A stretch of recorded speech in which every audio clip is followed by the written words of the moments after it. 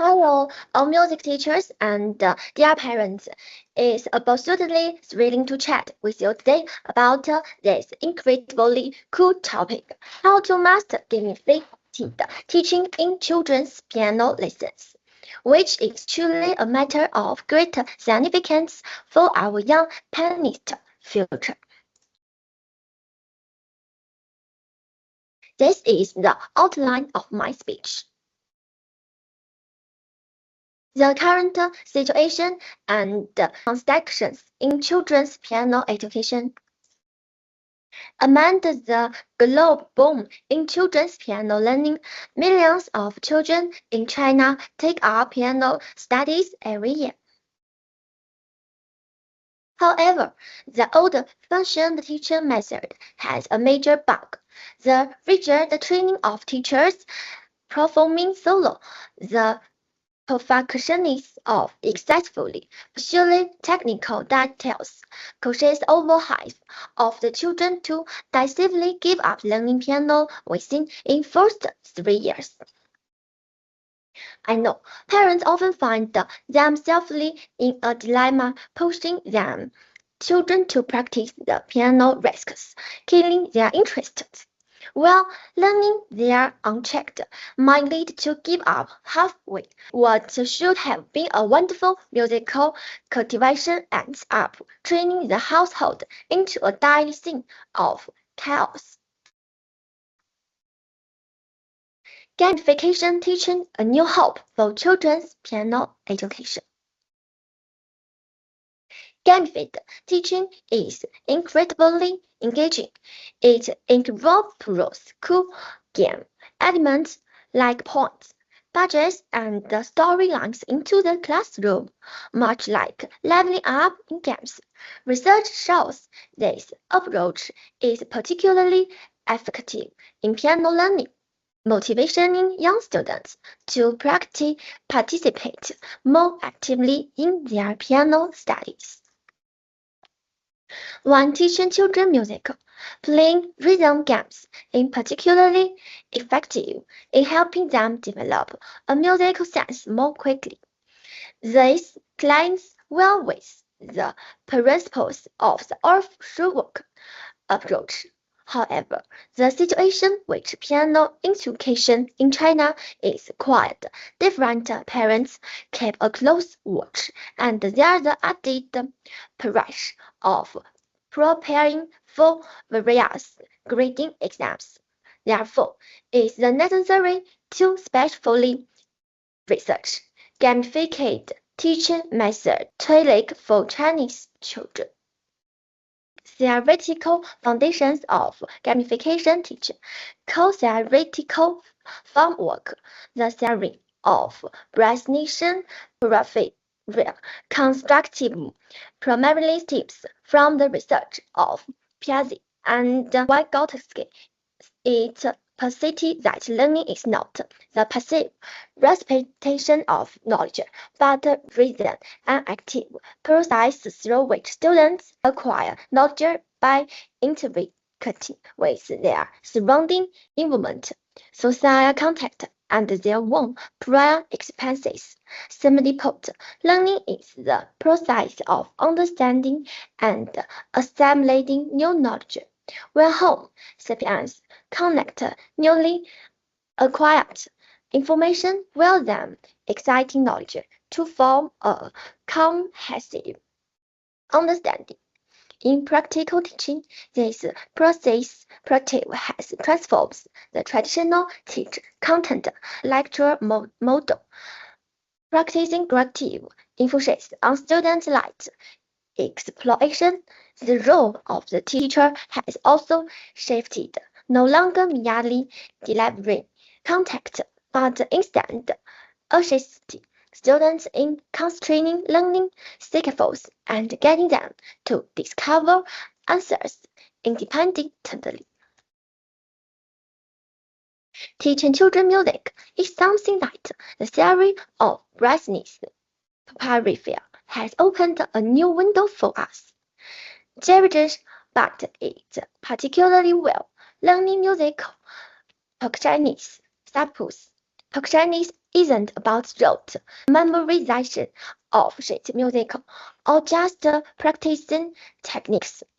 Kids need to get hands on with music, playing the piano, learning to sounds, improvements, and reflecting. Only then can the percussionist suppose percussionist truly grasp it. So when teaching young children to play the piano, the focus shouldn't be on making them mechanically repeat drill, but rather on giving them more opportunities to experiment. It's okay if they make mistakes. We should encourage them to discover the wonders of music on their own. Simply put, gamification is about applying the fun elements of games, such as points, rewards, and leveling up. The research activity like learning and work. It doesn't involve critiquing technical educational games, but rather extracting the addictive techniques that engage home sapiens from games and integrating them into everyday tasks. This makes people more willing to participate and more proactive. It's like adding a dice of game spice to Monday tasks, motivating home sapiens to tackle them with correct enthusiasm. Gamification, to put it simply, capitalizes on the playful psychology of home sapiens. Behind it lies a well-known psychological theory called self-determination theory, which boils down to this.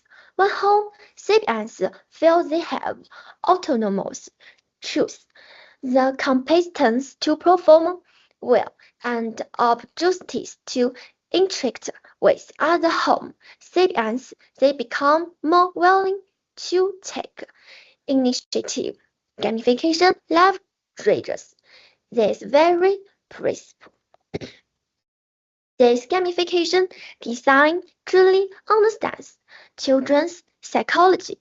It uses level up and monster fighting style objectives to give kids an overwhelming sense of achievement, while employing highly into training progress and reward to capture their attention and immerse them in the experience.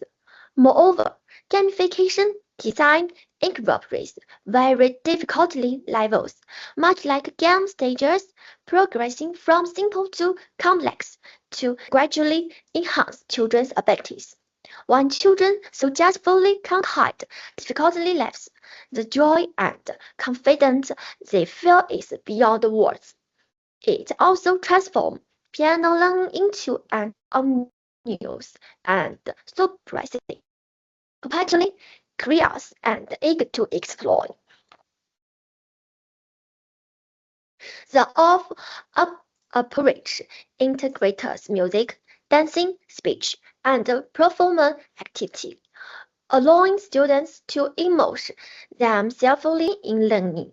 I've believed that music is an instinctive expression of home sapiens and learning music should involve physical movement. Children do not need to write certain music first, but can directly sing, dancing, play instruments, and improvise freely.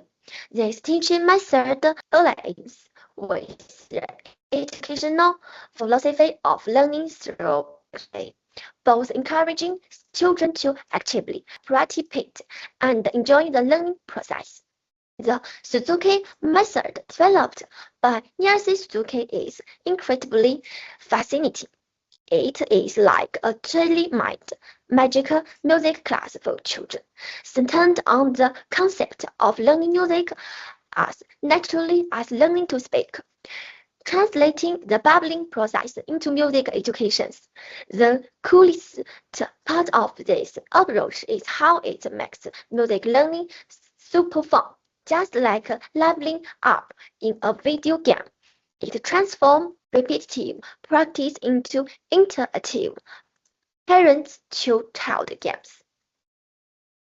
The older teaching method is an incredibly fascinating approach to music learning, developed by Japan's renowned educator Yuki Oda. It emphasizes systematic cultivation. The cutest part is how it reinvents fundamental music training like leveling up in a game, starting with the simplest rhythm, topping, and pitch recognition, the gradually unlocking more challenging skills trees. This method collectively underscores the value of learning the centered approaches in music education, providing a theoretical foundation for integrating gamification into piano teaching by balancing technical rigor with engaging expresses. Practice exploration of gamification teaching.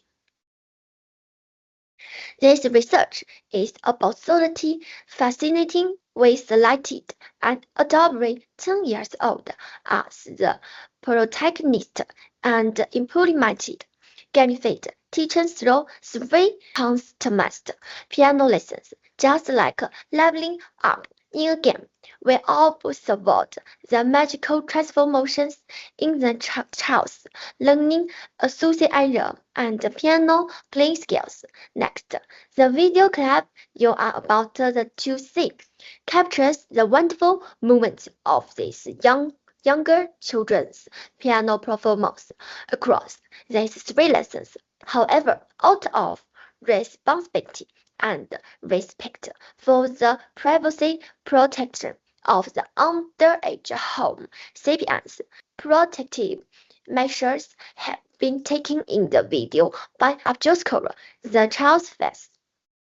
Please focus on her active participants and the vitality she displayed.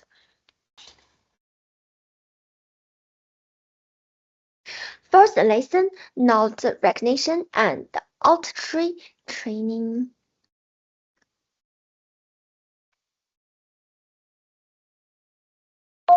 I'm your piano teacher. You can call me Zihan. Do you know? Each note it likes a little star. As long as we gently awaken them, we can hear the most beautiful sound. Are you ready? Let the piano take us to see the little stars singing. Okay.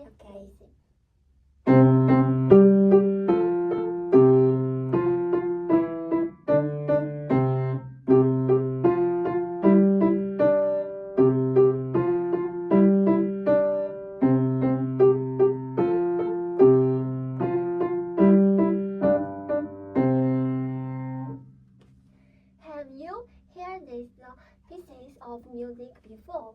What does it sound like to you? Yes, little star like shining brightly. Today we are going to play a mirror imagery game with the piano. I will play a note and you need to imitate it immediately, just like a small mirror. Look at me. If I play one and you can. If I play, you can clap, clap, clap. Okay, listen.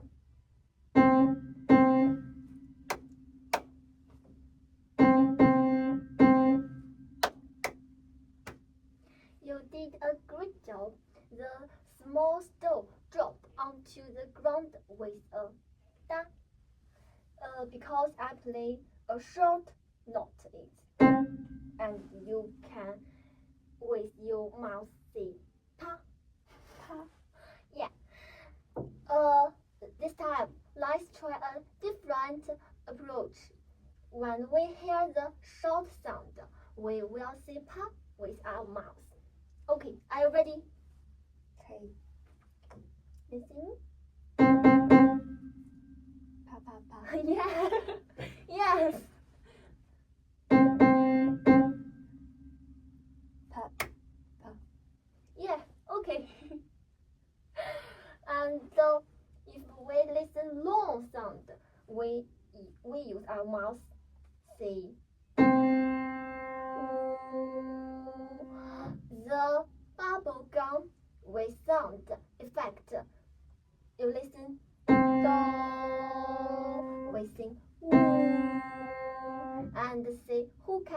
going until the bubble bursts. Okay, listen. When we listen, do, we need to say ooh. Okay.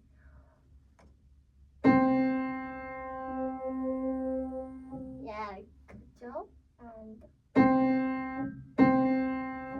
ooh, ooh, ooh, ooh. Yeah. Look, on the piano keyboard there are two special music kingdoms. This one is the red kingdom and that one is the blue kingdom. Let's play a game and discover the secret of their sound. Now, let's listen to the red kingdom. Do you hear the sound? Does it sound high pitched, sharp, and bright? Does it resemble a cute little squirrel chirping and a branch? Or does it sound like a bird singing in the early morning? This secret of the sound in the red kingdom high pitch is so high. Now it's the turn of the blue kingdom.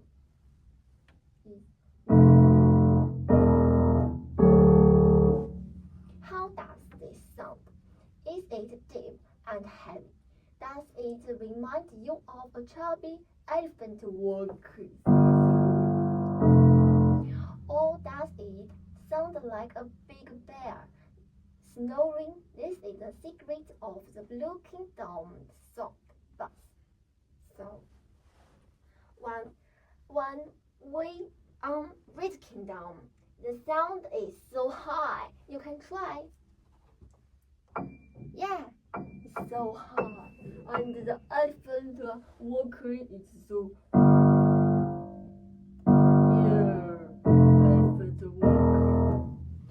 You listened very actively and did an excellent job. We now know that the sound in the red area is high, like a little squirrel.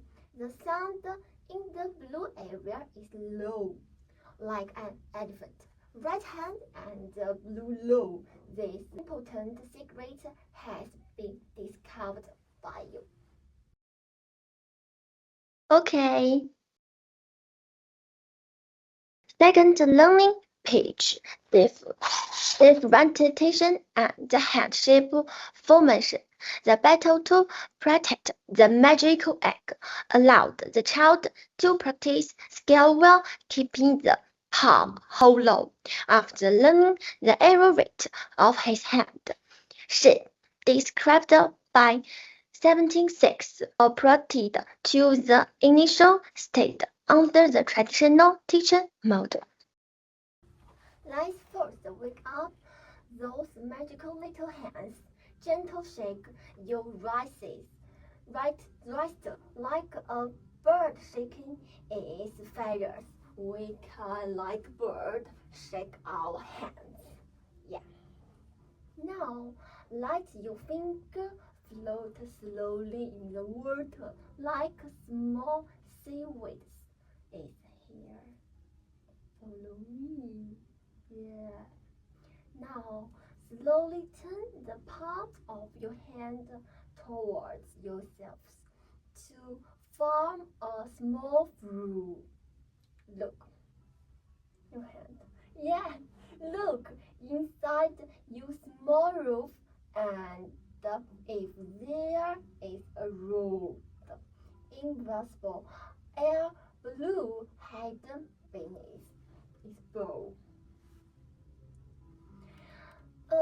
This ball must not be squashed, and it must not fall down either.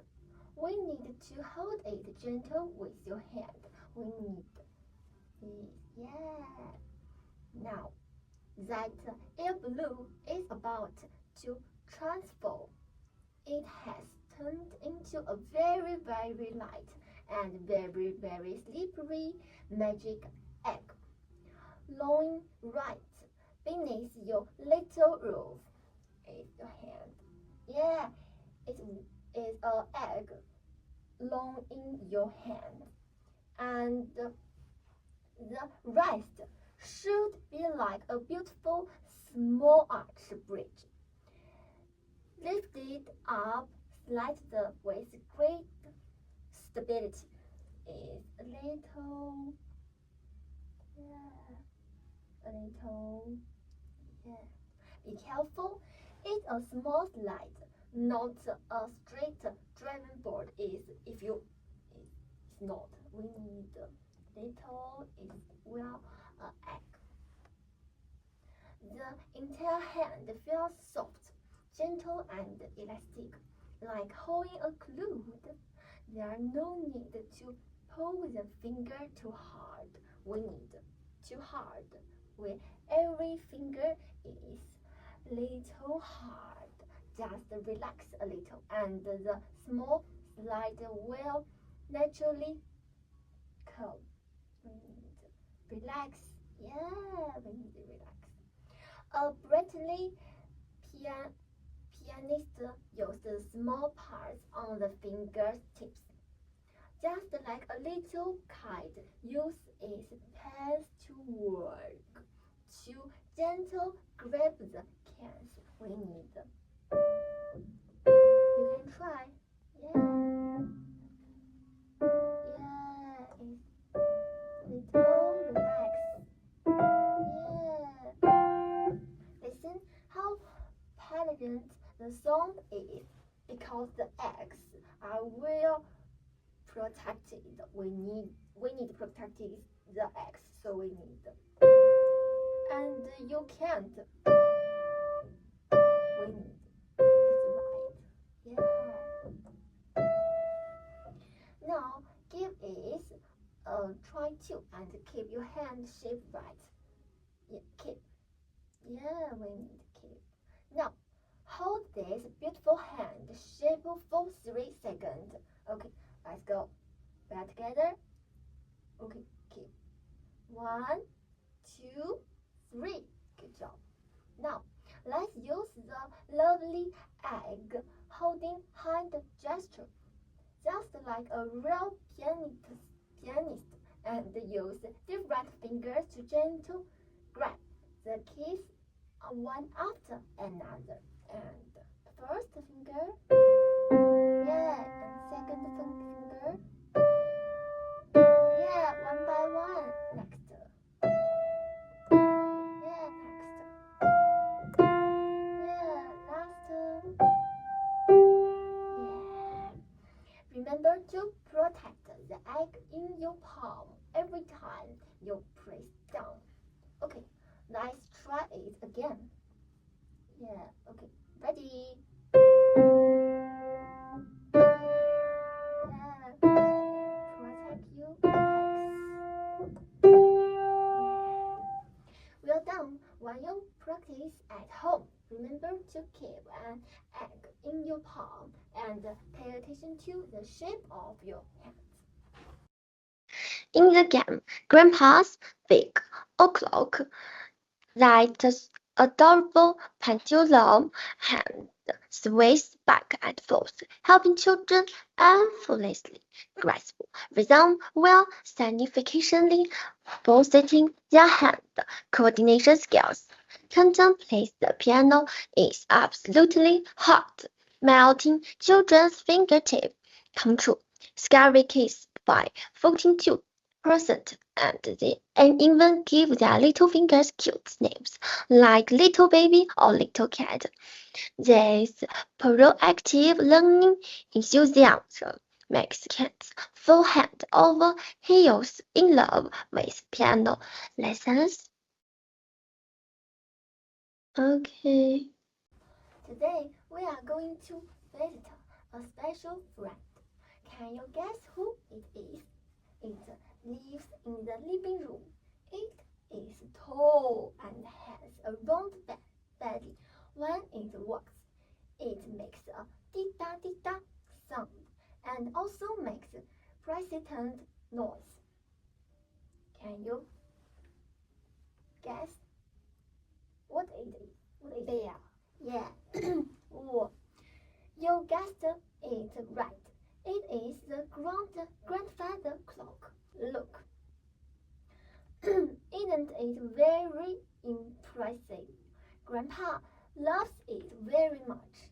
What kind of sound does this big clock make when it's running? Dida. Yeah, this is the sound of it working. Let's use the piano to learn how Grandpa big clock sings.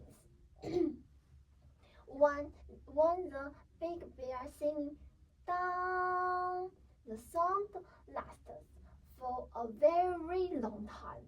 In the music kingdom, there lives a friend of the note. It is specifically responsible for singing such long sound.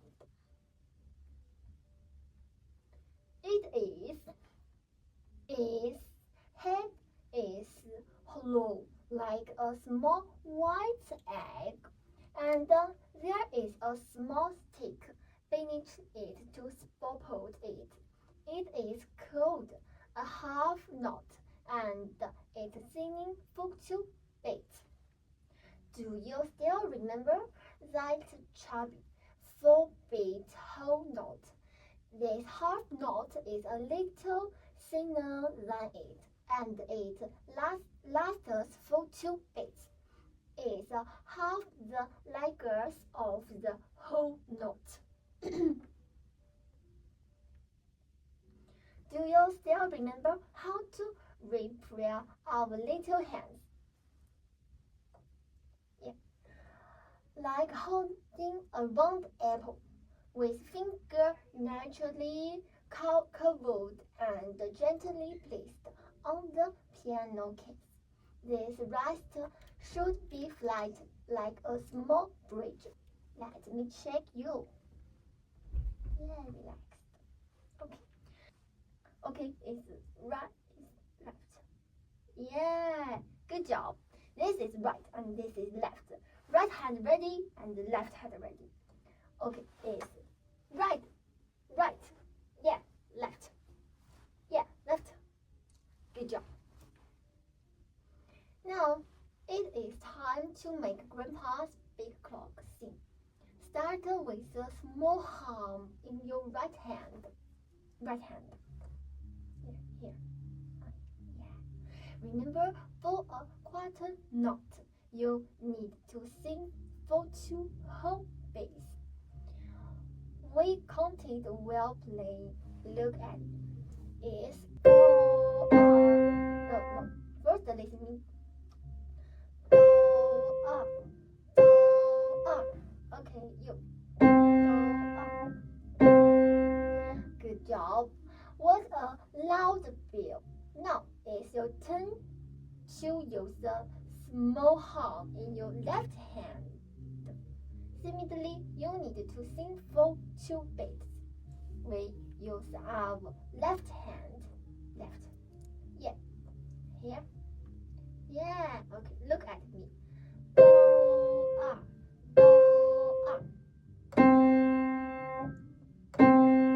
Good job. Let's do it together. Yeah. It's right. Yeah. And left. Good job.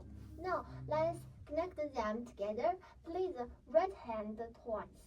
Okay, let's practice. And then the left hand should follow immediately and play twice most, just like 2 good friends taking turns singing. Okay, now it's left hand.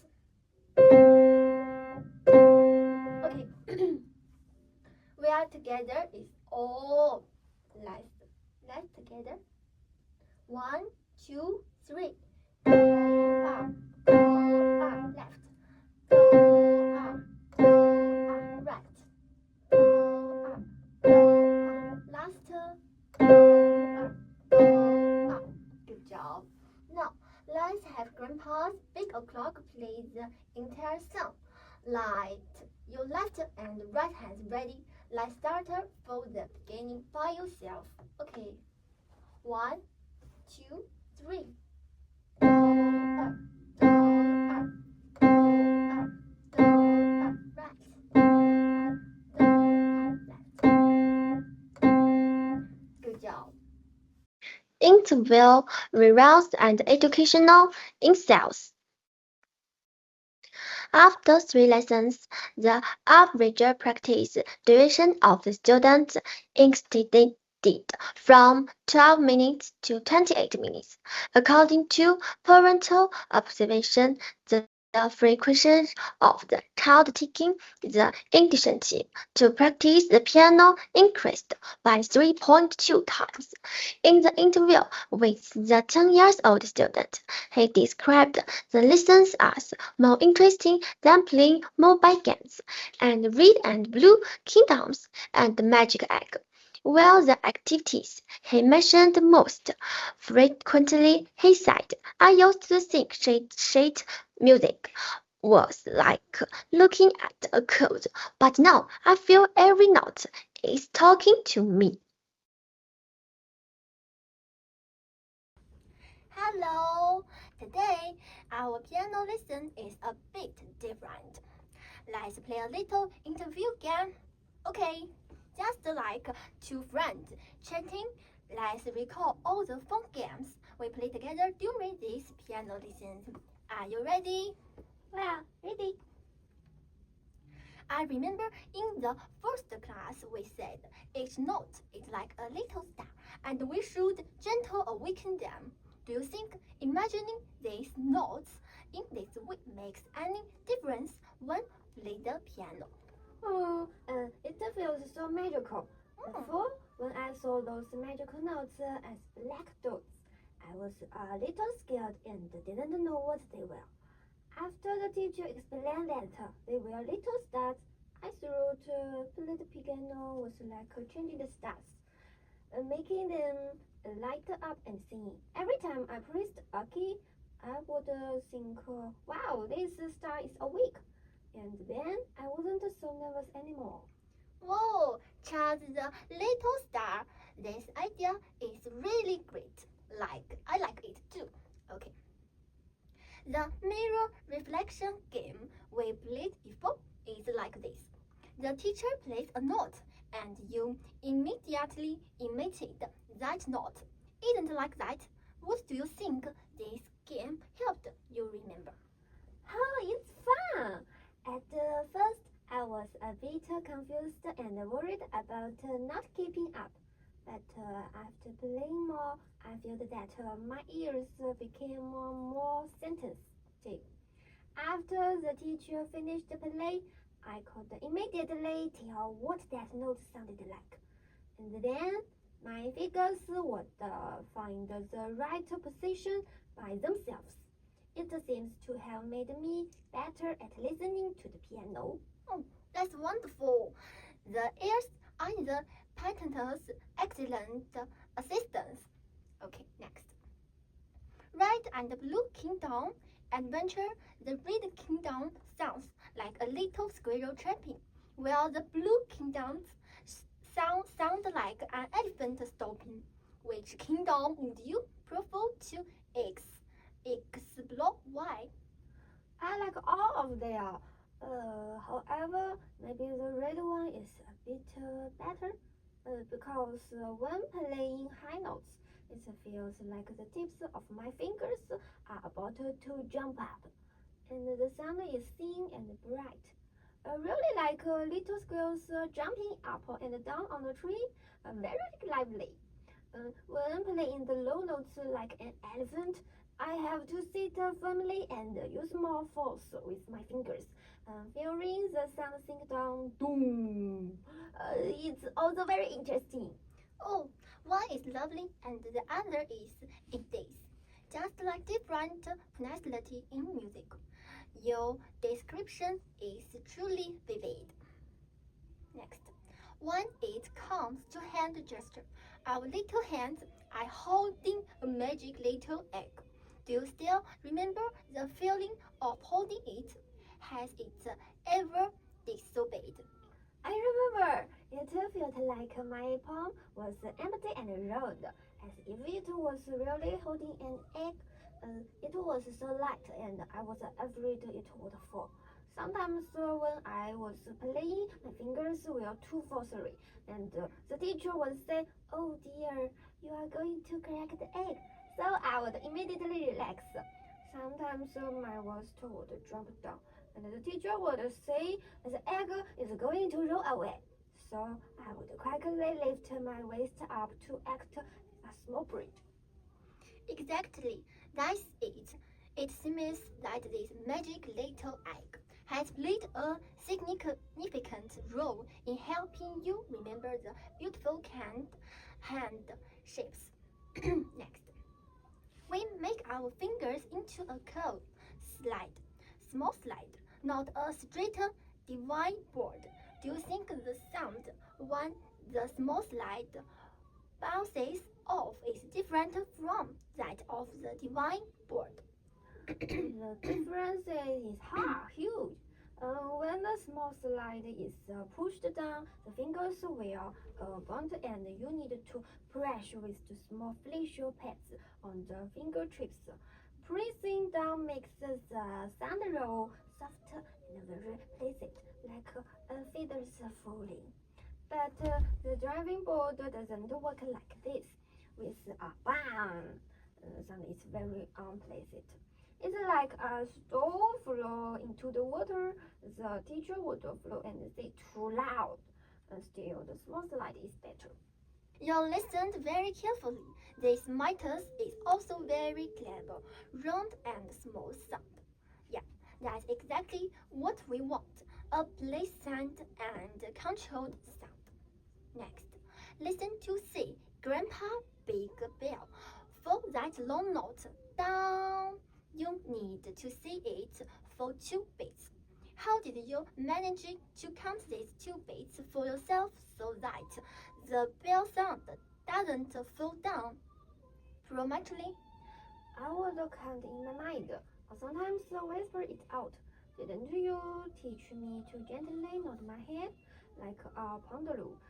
This way of counting feels just right, neither too fast nor too slow. If I get lazy and only count the beat, the sound will stop, and then the clock will be broken. Yeah, that little pendulum swung so well. The grandfather clock can only keep a accurate time when the trainers run for a sufficient length of time. Take turns. Use your left and right hands as the small arm to strike the bell.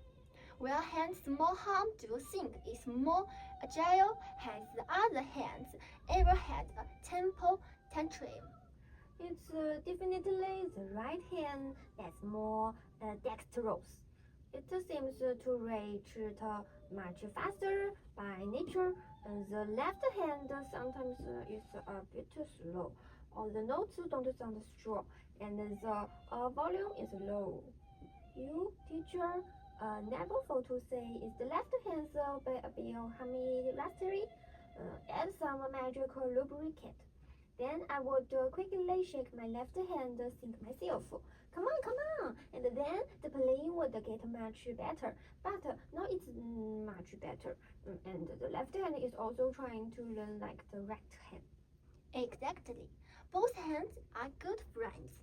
With more practice, the left hand arm will also become better and better. We see that a smart pianist is like a little cat walking with its paw pad, using their fingertips to gently grab the keys. Have you ever tried imagining yourself as a cat playing the piano? How did it feel? I told it. It was super fun. I imagined that my figure tree had soft pads of flesh, walking quietly and gently like a kid. But these great dreams of grab the keys. The sounds produced this way were particularly gentle and pleasant, not very loud. I also gave them names. The top was called the big cat because it was the most powerful, and the little figure is called the single kitty because it was light to say. Big cat and little cat. This idea is so thorough. It seems that your kitty family takes good care of the piano kids, and the sounds are all very elegant. Looking back at these three classes, which game segment do you think was more like playing rhythm than being in class? The Red and Blue Kingdom. And the time when we learned about the big clock, the Red and Blue Kingdom was really funny because we had to guess what animal the sound like, and we had to imitate their sounds and movements. It was so amusing. When we learned about the big clock, the teacher asked me to use my left and right hands as hammers and to shake my hand and count the beats. It felt like I was playing a little alarm clock, and it was really fun. Unlike what I wrote before, I didn't think the piano lesson would be sitting upright and not moving at all. Great. I love hear you say it felt like playing. Music is inherently a joyful game. Last, you are a very creative young pianist. If in the next class we can work together to design a brand new piano game, what kind of game do you hope to play? Or do you want to explore something new in the world of music? I want to play a music maze game. The teacher will play a short piece of music like the rate on a map with high notes, low notes, long notes, and short notes. I will listen to it while using my fingers to walk along this road on the piano case. Or I want to try telling a story with the piano. For example, playing high notes quickly represents a bird flying. Playing low notes slowly repeated are truly a crawling. And then telling a little story together. Both of these ideas are absolutely fantastic. The music maze will definitely improve your ears and fingers. Play the piano to tell stories is even more imaginative. I will write it down. Thank you for sharing so many interesting fields and ideas with me today. Here you see it feel like play mind and the teacher extremely happy.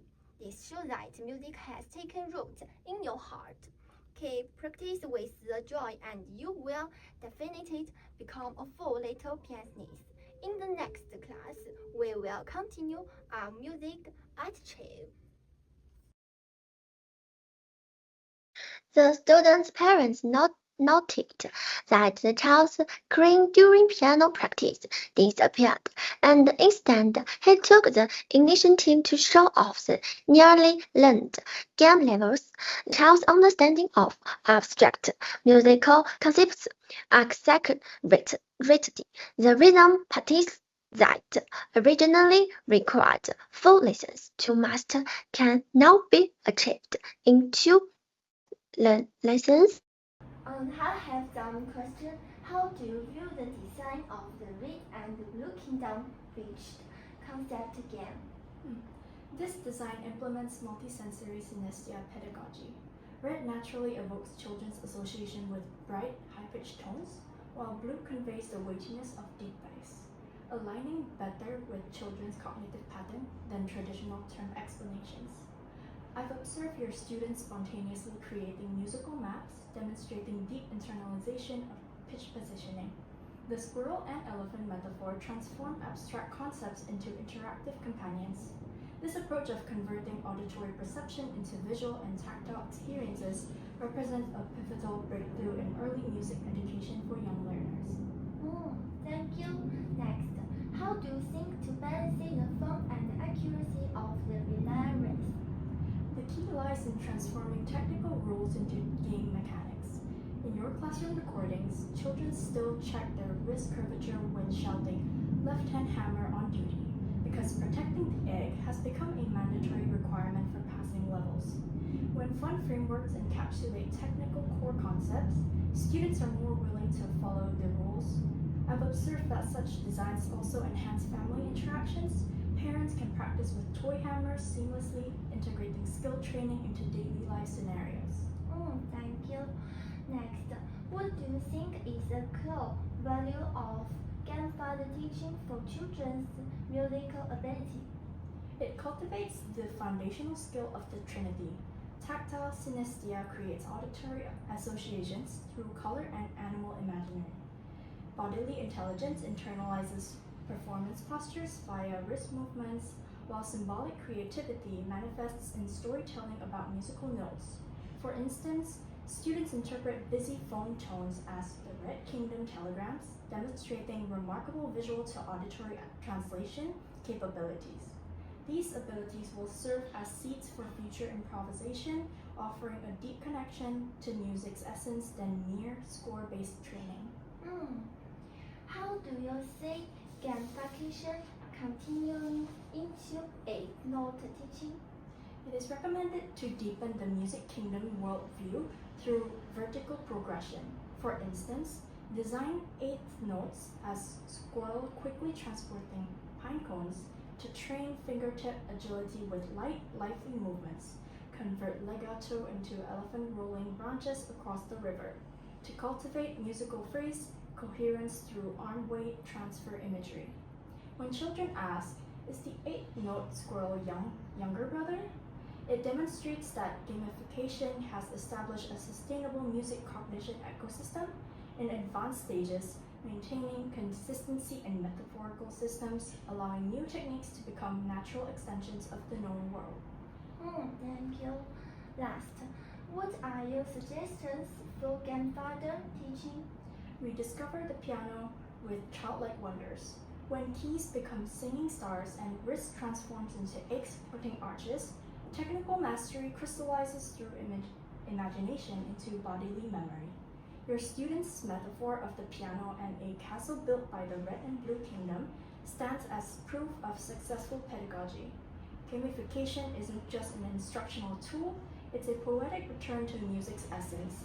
The knitted notes crafted from yarn serve as children's unique way to grasp music's temporal spatial dimensions. Okay, thank you. Thank you. Last question is parents interview.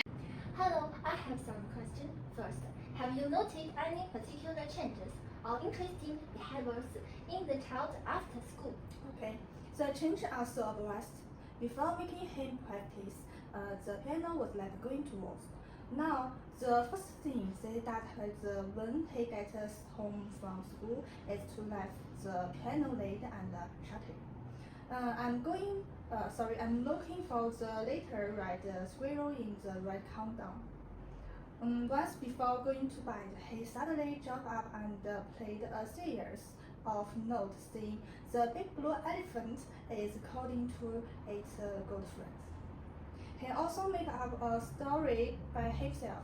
The high-pitched later squirrel slid from the top of the tree to the back of the low-pitched elephants. They went together to listen to Grandpa cooking scene. What was even more spring is that the school teacher said that he has been particularly active in his music class recently. Thank you. Next, I use games like Red and Blue Kingdom and Magic X to facilitate learning. Do you think children can understand these abstract concepts? These metaphors are truly like magic. Last week when I played the symphony, he suddenly pointed at the speaker and shouted, "Mom, listen, the red condom and the blue condom are having a squabble." It turned out to be a conversation between the violin and the double bass. During practice, he would seriously adjust his wrist if the bridge completes the X will fall. The most interesting thing was that he drew a map of the music countdown. He painted the elephant as the blue on the left of the piano and the squirrel as red on the right. Thank you. Next, did the children have any difficulties when practicing the protecting the egg hand gesture at home? How did you cooperate with the teacher's method? The beginning, my children's fingers were so stiff that they look like little breasts. The teacher taught me a trick. Have a children place their hand flat on the table, and I would just place a ping pong ball and the small roof, requiring the children not to litter and ball rolls off when playing the piano. Now, before practicing Grandpa Big Clothes, he will watering the lights warm up our finger first. Recently, he even made a magic egg out for Play-Doh and stuck it on the piano stand to remind himself. This kind of contractor game design is truly very smart. Thank you. Next, do the life like metaphors like Grandpa Big Clock in the cross help children with their rhythm learning? Prior research, he would often fumble. Now, when playing the quiet notes, he will pronounce the sound by himself and sing down. He later heard swing left and right, looking exactly like a small pendulum. Even more amazing is his ability to transform. When he heard the down sound from the microwave oven, he will clap his hand and shout it, who knows, 4 beats. Yesterday, while practicing the piano, somebody said Grandpa Zoe is having a cold day. It turned out that he deliberately played the note in a recipe song. This creative expression made me realize that music really took root in his heart. Thank you. And last question. What do you think is the most appealing aspect of gamification in education for children? He correctly musical fairy tale. For example, when teaching legato playing, the teacher did say the finger should be constantly, but in Satter state, the little squirrel need to jump from one life to another, and it must fall in the river in the middle. Now, when he play skills, he will say, "I'm helping the bird build and rebuild bridge." What touched my the most was that he gave his finger a name. The one first finger is the elephant driver. The 2 second finger is the squirrel shoulder. When playing the big ball, he would say, "Now is the time for the squirrel shoulder to ring the ball." This emotional expression turned technological practice into role playing. Thank you. Thank you. Share your answer. Okay. Summary and outlook. Who says practicing piano has to be boring? Gamified teaching doesn't mean abandoning fundamental skills. It's about adding a magical seesaw to learning. One sheet music transforms into star maps, and finger exercise become magical training science piano practice instantly. Shifts from mom nagging to practice to I want to level up and play. suggestions for teachers. Reason half of the script room Volcan technical training. Teachers integrate traditional technical training content such as skill and arpeggios into games similar to music vision. This approach not only ensures students solidly master script room volcano technicals, but also allows them to enjoy the practice process in an engaging and internet game context.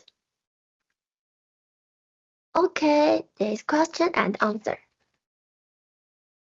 I have a question. I'm concerned that excessive gamification might make children overly reliant on games and lose interest in formal piano training. How can we avoid this situation? That's a valuable concern. The key is to maintain a balance between gamification and form training. We design game elements as skillful rhythm, then replacements for technical practice. For example, after using the magic egg again to help children master handshake, we gradually transition to standard skill exercise where returns occasional game rewards to reinforce good habits. Additionally, we adjust the complexity of games as children progress. Older learners might use more abstract game elements like rhythm puzzles instead of animal imitation, ensure they develop an appreciation for the intrinsic value of music itself. Okay, thank you. My child has a short attention span. How can gamification be adapted for younger children who can't focus on one activity for long?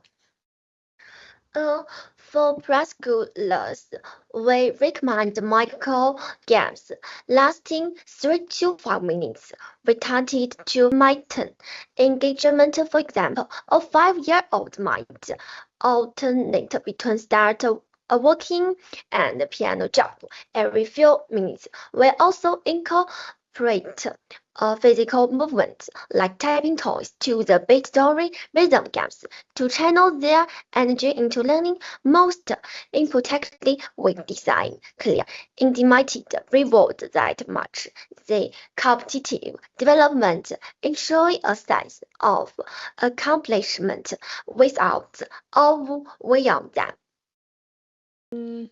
Your study used a single case study. How generalizable do you think these gamification strategies are to different age groups and learning backgrounds? That's a critical point. While this single case provides in-depth insights, we are expanding to a large sample including 6 to 10 years old with varying musical experiences. Hiding observations, they suggest co-game machines ideas, but implementation must be differentiated. For example, children with prior training might respond better to competitive games like rhythm deals, while beginners thrive on collaborative games like piano treasure hunt. Okay, thank you for watching.